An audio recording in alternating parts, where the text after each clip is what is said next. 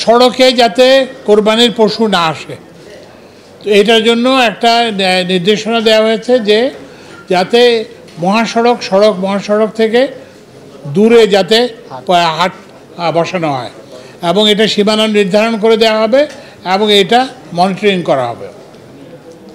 এটা একটা আমরা সিদ্ধান্ত নিয়েছি।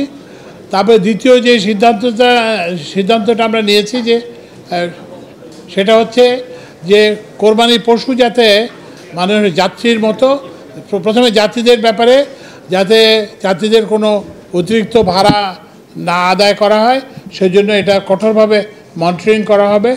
পুলিশ এবং সড়ক বিভাগ অন্যান্য সবাই মিলে, তো এইটা আমরা মনিটর করব।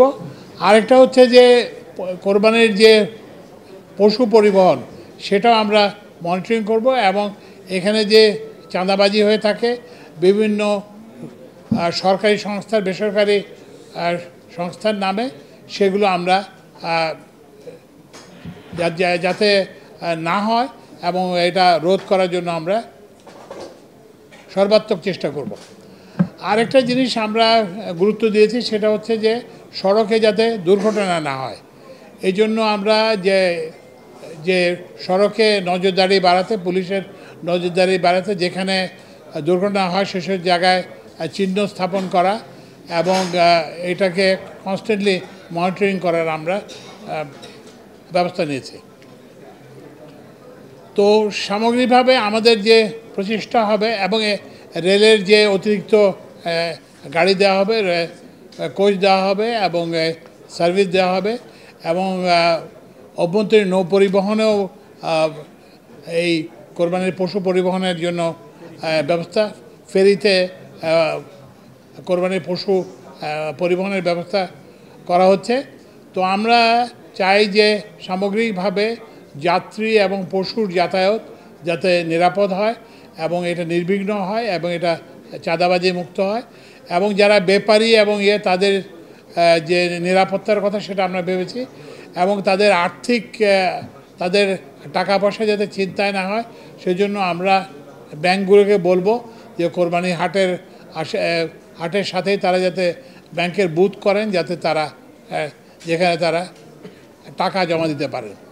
তো এই জন্য আমরা আমাদের সর্বাত্মক চেষ্টা থাকবে গত রমজানের ঈদের মতো এই কোরবানির ঈদকেও আমরা যাতে করতে পারি, দুর্ঘটনা মুক্ত এবং নিরাপদ এবং আনন্দের করতে পারি, সেজন্য আমরা সর্বাত্মক চেষ্টা করব। যেই ধরনের অনিয়মগুলো বিগত সময়ে ছিল বা হতো, আমরা চেষ্টা করেছি গত ঈদে সেটা যথাসাধ্যভাবে কমিয়ে আনার এবং নিয়ন্ত্রণে আনার। আপনারা দেখেছেন যে আমাদের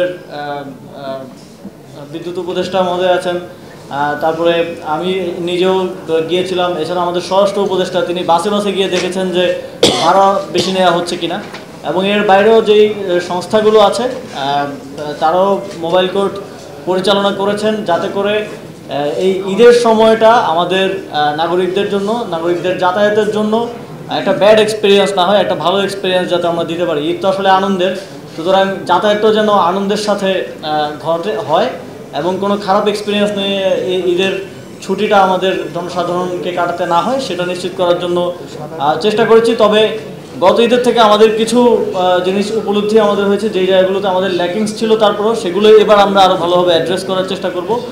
এবার অ্যাডেড, যেহেতু কোরবানির ঈদ, আপনারা জানেন যে কোরবানির হাট থাকবে এবং কোরবানির পশু যাতায়াত পরিবহন, তারপর দেখা যায় যে যারা কোরবানির হাটে পশু বিক্রি করেন তাদের টাকা পয়সা ছিনতাই হওয়ার মতো ঘটনাগুলো ঘটে থাকে সাধারণত, সেগুলোকে অ্যাড্রেস করার জন্য এখানে সকল অংশীজনদেরকে নিয়ে আলোচনা হয়েছে এবং সবাইকে তাদের টাস্ক এবং কাজগুলো বুঝিয়ে দেওয়া হয়েছে। আশা করি সবাই যথাযথভাবে দায়িত্ব পালন করলে একটা সুন্দর ঈদ যাত্রা এবং ঈদের এক্সপিরিয়েন্স আমরা দিতে পারবো। পরিবহন মালিক সমিতি এবং যাত্রীদেরও মালিক শ্রমিক সমিতি এবং যাত্রীদেরও যে সংগঠনগুলো আছে আপনাদেরও সহযোগিতা আমরা চাইবো এবং যে কোনো ধরনের অনিয়ম কিংবা চাঁদাবাজি কিংবা যে কোনো ধরনের অভিযোগ আপনারা সংশ্লিষ্ট কর্তৃপক্ষকে দেবেন। আমাদের সকল সংশ্লিষ্ট কর্তৃপক্ষকে নির্দেশনা দেওয়া আছে, পুলিশ থেকে শুরু করে আইনশৃঙ্খলা বাহিনী সবাইকে নির্দেশনা দেওয়া আছে যাতে করে এগুলোর ক্ষেত্রে কুইক রেসপন্সটা দেওয়া যায়।